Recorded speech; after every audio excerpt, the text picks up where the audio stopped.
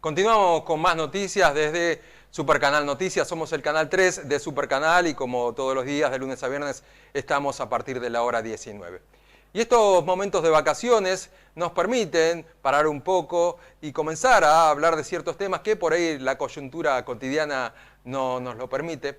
Y por eso hoy nos visita el licenciado en Psicología y escritor Pablo Melicchio para hablar un poco de lo que tiene que ver esta historia de lo que fue el confinamiento, lo que es el actual momento que estamos viviendo en esta etapa de pandemia que aún continúa. Pablo, gracias por visitarnos. ¿Cómo estás? Un gusto estar nuevamente con vos, Gustavo, acá en este canal.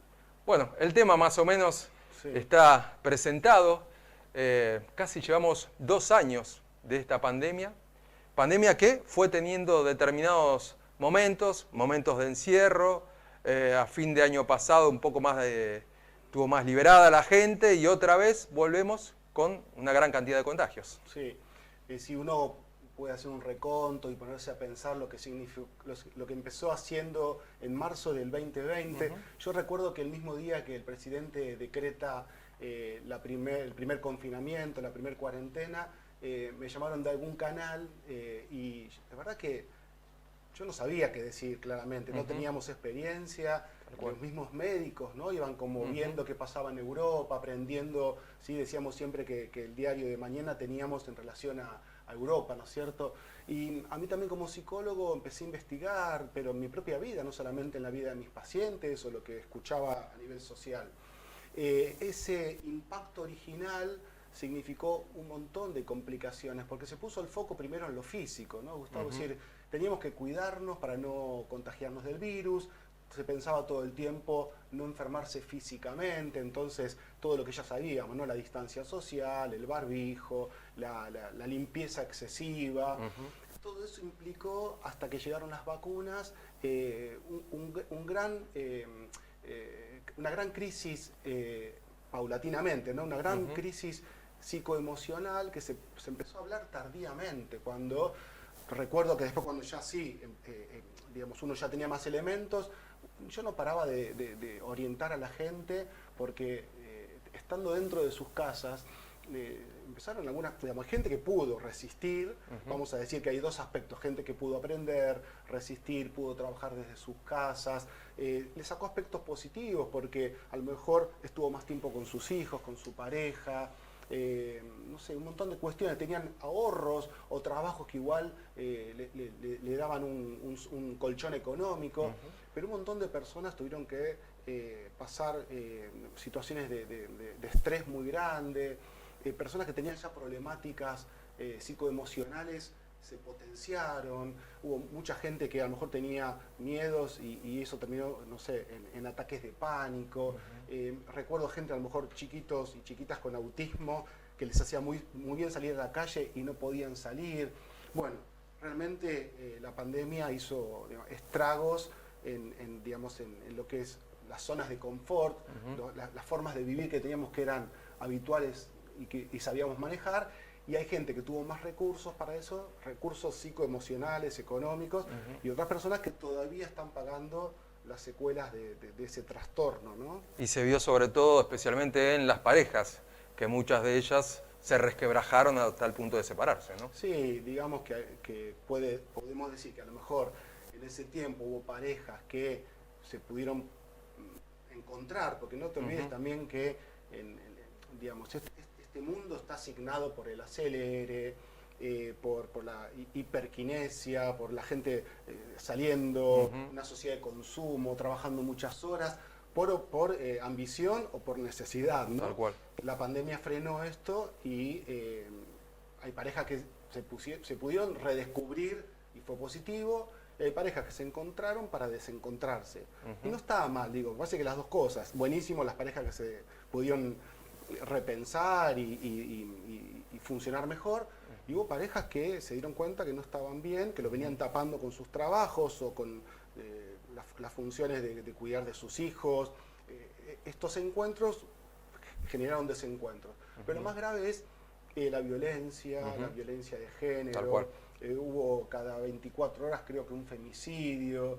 se potenciaron mucho también las violencias por el hecho mismo de estar dentro de las casas. También había gente, a lo mejor estaba en un departamento, pero aún así, gente que tenía espacio, estar dentro con rutinas alteradas, alteró lo psicoemocional, ¿no? Mucha tensión y agresividad, ¿no? No solamente desde lo físico, sino también desde lo verbal. Sí, claro, sí. La violencia es a veces inicialmente sutil, ¿no? Que tiene que ver con denigrar, con putear, con desautorizar al otro, y después puede implicar lo físico, ¿no? Es decir, generalmente la violencia, cuando no se acota, crece en intensidad, ¿no? Entonces tuvimos un montón de situaciones de máxima gravedad. Y otro tema importante es que muchas personas empezaron a consumir más psicofármacos, alcohol. Entonces también, digo, digamos, a mí el concepto de ola siempre me venía como esa imagen de estás en el mar no sé, mirando de frente y viene la ola justamente, y si vos estás bien parado, esperando la ola pasa y no te voltea, ¿no? Si estás medio débil, distraído, esa ola te tira y hasta te puede lastimar, ¿no? Entonces, creo que lo importante es tener, digamos, en aquel tiempo, los que teníamos más o menos cierta estabilidad, la ola te movió pero no te volteó. La gente que estaba inestable terminó, digamos, desestructurada, con problemáticas psicofísicas y emocionales. Creo que hay que seguir trabajando con eso, ¿no? En la firmeza en el presente, porque la pandemia no terminó, ¿no? Entonces, creo que cuanto más firmes estemos, más en eje, más ordenados en lo psicológico, en lo físico, en lo emocional, en lo laboral, no es fácil, pero hay que buscar, siempre digo, el bienestar en segunda instancia, ¿no? Primero el bien ser, ¿no? Estar bien con uno mismo. ¿Y en los hijos de esas parejas? ¿Cómo lo vivieron, cómo lo tomaron? Especialmente los adolescentes, ¿no? Que lógicamente ya de por sí están retraídos, viven mayormente dentro de sus piezas, en contacto directamente con sus pares, hoy solamente a través de redes sociales prácticamente. Sí. ¿Cómo vivieron toda esta situación sin poder encontrarse con ese par? Claro. Cada etapa de la vida tuvo su impronta, ¿no? Su marca. En las niñeces yo tengo el registro de orientar mucho a las familias, a la mamá, al papá, de poner palabras, ¿no? No se ponía palabras, ¿no? De pronto las chicas y los chicos se vieron con la mamá y el papá en sus casas, trabajando desde casa, o alterando la rutina, no yendo al jardín, no yendo al colegio, y no se explicaba. Y a lo mejor veía a la mamá o al papá preocupados, angustiados, mirando noticias todo el tiempo, cantidad de contagios, cantidad de muertes, no pudiendo conectar con los abuelos, las abuelas, y de pronto hacían síntomas, ¿no? Porque es la forma de manifestar. A veces, tanto en la niñez como en la adolescencia, no se puede poner palabras, entonces se ponen síntomas, ¿no? Y hay que decodificar esos síntomas. Claro. Cuando el psicólogo ayudaba a decodificar esos síntomas, era básico, era decirle, sentarte con tu hijo, con tu hija, y explicarle realmente lo que pasa, y que contagio no significaba muerte, y que distancia social no significaba que no ibas a ver más a esa persona. Entonces, ir poniendo palabras, que cuesta mucho. Es una sociedad donde hay silencios, violencias, y cuesta mucho sentarse, explicar, dialogar, escuchar, ¿no? Creo que lo que se perdió mucho es la capacidad de escucha. Tal cual. Y eso con respecto a las niñeces. En la adolescencia fue muy complejo porque justamente lo que define a la adolescencia es la exogamia, la calle, la conquista del mundo externo, el desprendimiento de las autoridades maternas y paternas, y se vieron de pronto en un escenario sumamente antinatural, ¿no? Con mamá, con papá, en casa, y una vida por sobre todo virtual. Si bien los adolescentes tienen conexiones desde la computadora, los teléfonos, esto fue como exacerbado, no exagerado. Claro. Sin un orden semanal. Sin un orden, y perdiéndose lo más importante, que era el encuentro con los pares y fuera. Ni hablar los que en el 2020 tenían que terminar su sexto ciclos, año, esos ciclos que se alteraron, Bariloche. Sí, igual creo que lo más importante fue siempre, y es siempre, preservar la vida. El resto de las cosas son dolorosas, pero bueno, se pueden tramitar. Con respecto a las adulteces, un poco vimos, ¿no? Que esto nosotros nos pasó, ¿no? Los esenciales tuvieron que salir a trabajar, el resto nos fuimos arreglando a veces desde casa. Yo atendí mucho por videollamadas. cuando se habilita a mitad del 2020 o un poquito avanzado la pandemia, fines, en septiembre, sí, octubre. ya recibir pacientes en el consultorio. Y la etapa más, para mí, adolescencia y ancianos, fue las etapas más complicadas, porque básicamente y rápido, uno en nuestras edades, y cuanto más chicos sos, tenés como un horizonte biológico grande. Puedes decir, bueno, voy a vivir 30, 40, 50 años más. Las viejas y los viejos tienen los días contados biológicamente, ¿no? Entonces perder 1 año y medio de desconexión emocional, de falta de besos y abrazos, mucha gente se enfermó mucho y murió. Yo creo que a veces se contagiaron los viejos de COVID porque bajaron mucho las defensas. Y las defensas bajan cuando estás mal emocionalmente también, ¿no?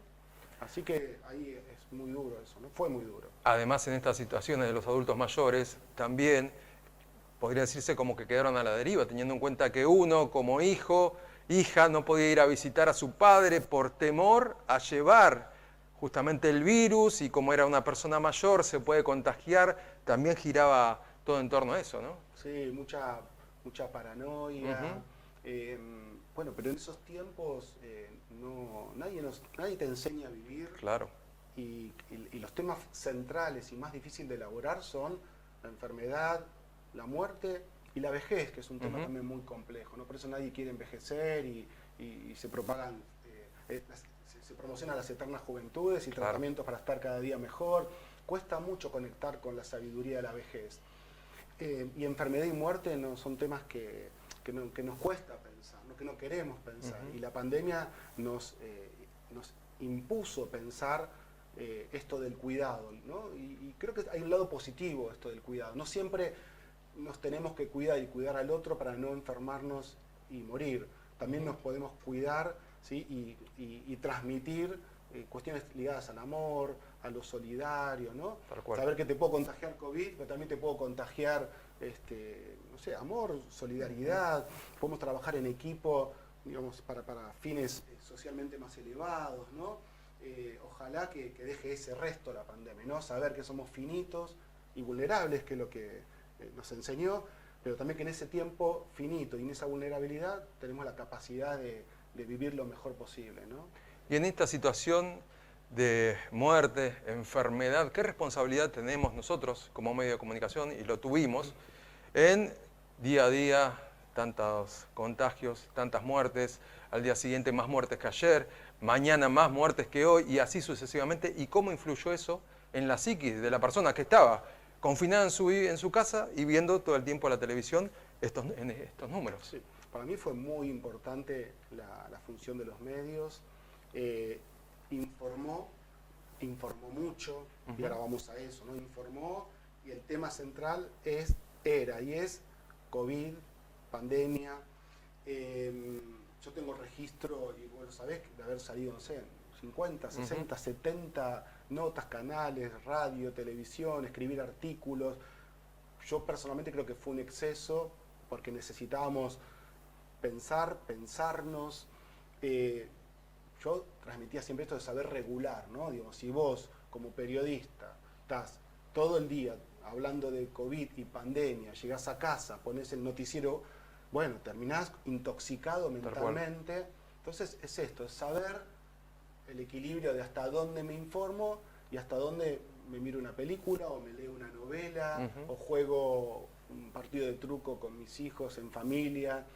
Creo que hay que saber esto, ¿no? Como distribuir el juego en términos futbolísticos, ¿no? Sino ir viendo que la cancha es más que el COVID es importante, pero también hay gente que se ha muerto por cáncer, por infartos, por desatender otras patologías que estaban o estaban dormidas y que por falta de controles se agravaron, ¿no? Es decir, hay que frenar un poco, hay que entender que todavía estamos en una pandemia, que esta variante es más leve, pero que aún así nos podemos contagiar, y si nos contagiamos, si tenemos una vida saludable, si tenemos un bien ser, un bienestar, si estamos equilibrados psicoemocional, ¿no? Físicamente, psicológicamente y espiritualmente, creo que es más fácil, es menos destructivo. En una armonía psicofísica espiritual es menos grave cualquier enfermedad. Es aprender eso de cara al futuro, porque como decíamos al principio, esta pandemia, al menos por ahora, va a continuar. Sí, digamos, la omnipotencia del ser humano, una vez más, quedó caída, ¿no? Nos dimos cuenta que no controlamos todo, que de pronto nos olvidamos de la importancia del cuidado personal y del cuidado del otro, y en eso viene una pandemia, viene esto a enseñarnos esto, el cuidado, ¿no? Que es algo que habíamos olvidado, ¿no? El cuidado personal y el cuidado psicosocial, ¿no? Porque también es importancia. Fíjate que hablaba siempre del interjuego, ¿no? Es decir, te puedo contagiar. Bueno, sí, digamos, también lo importante de esto es pensar que, yo digo pensar holísticamente, ¿no? Que nadie se salva solo, ¿no? Es decir, totalmente. Entonces, lo que enseñó la pandemia es esto, que estamos interconectados y que todo lo que hago, para bien o para mal, te puede afectar. Entonces a mí me parece en ese sentido, de acá en adelante, es seguir trabajando por, digamos, una buena alimentación, bajar niveles de estrés, actividad deportiva, descanso. Si tenés un trabajo y te gusta, buenísimo, porque es muy importante la identidad laboral y disfrutar de tu trabajo. Y si no tenés trabajo, bueno, ir, digamos, reciclando lo que puedas, intentando. Hay algunos sufrimientos que son muy difíciles y otros que son más soportables, pero esa búsqueda de la armonía personal y familiar y social es lo que nos va a salvar, porque no sabemos cómo sigue esto, ¿no? Creo que la palabra que yo más usé es incertidumbre, ¿no? Y no soportamos la incertidumbre, quisiéramos tener certeza, pero a la vez es una gran enseñanza saber que no sé qué está pasando ahora. Yo estoy acá con vos y no sé qué está pasando afuera, en mi casa. Es la vida, ¿no? Claro. Gracias por habernos visitado. No, un placer. Gracias a vos. Hacemos una pausa y seguimos con más noticias desde el oeste.